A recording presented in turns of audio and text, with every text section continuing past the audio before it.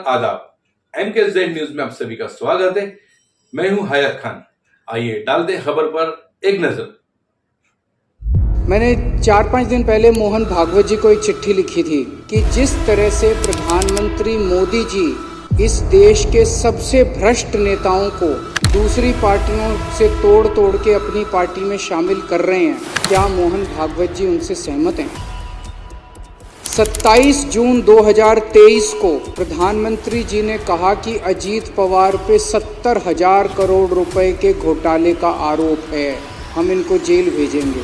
और 5 दिन के बाद 2 जुलाई को उनको अपनी सरकार में शामिल करके उनको उप मुख्यमंत्री बना दिया।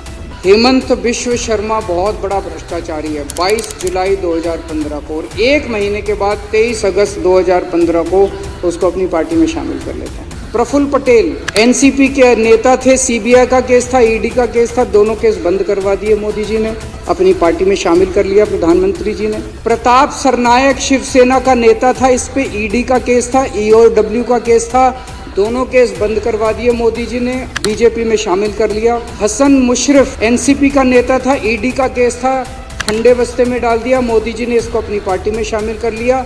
भावना गवाली शिवसेना की नेता थी, ईडी का केस था इस पे।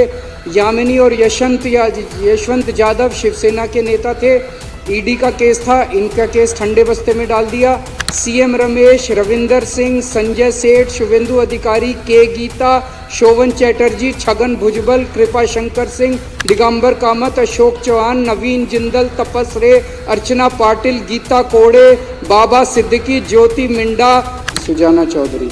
ये जीरो टॉलरेंस है। शर्म नहीं आती लाल किले के ऊपर खड़े होकर पूरे देश को बेवकूफ बनाते हैं, कहते हैं ईमानदार हैं, भ्रष्टाचार के खिलाफ लड़ाई लड़ रहे। ये 25 नगीने हैं। वो पहले नवरत्न होते थे अकबर के जमाने में, अब ये 25 रत्न हैं। मैं पूछना चाहता हूँ सारे आरएसएस के कार्यकर्ताओं से, मैं पूछना चाहता हूँ सारे बीजेपी के नेताओं से कि कैसे आप लोग अपनी गली, अपने मोहल्ले के अंदर जाते हो। इसके अलावा इन्होंने कई सरकारों की चोरियां की। उत्तराखंड में मार्च 2016 में इन्होंने 9 कांग्रेस के एमएलए तोड़ के और हरीश रावत की सरकार गिराई। 2016 में अरुणाचल प्रदेश में 33 पीपीए के 43 में से 33 एमएलए तोड़ के वहां पे सरकार गिरा दी। गोवा में जुलाई 2019 में इनको बहुमत नहीं मिला मार्च 2017 के रिजल्ट्स में, नतीजन इन्होंने 12 कांग्रेस के एमएलए तोड़ के सरकार बना ली। कर्नाटक में 2019 में इनको बहुमत नहीं मिला, इन्होंने 17 कांग्रेस के और जेडीएस के एमएलए तोड़ के सरकार बना ली।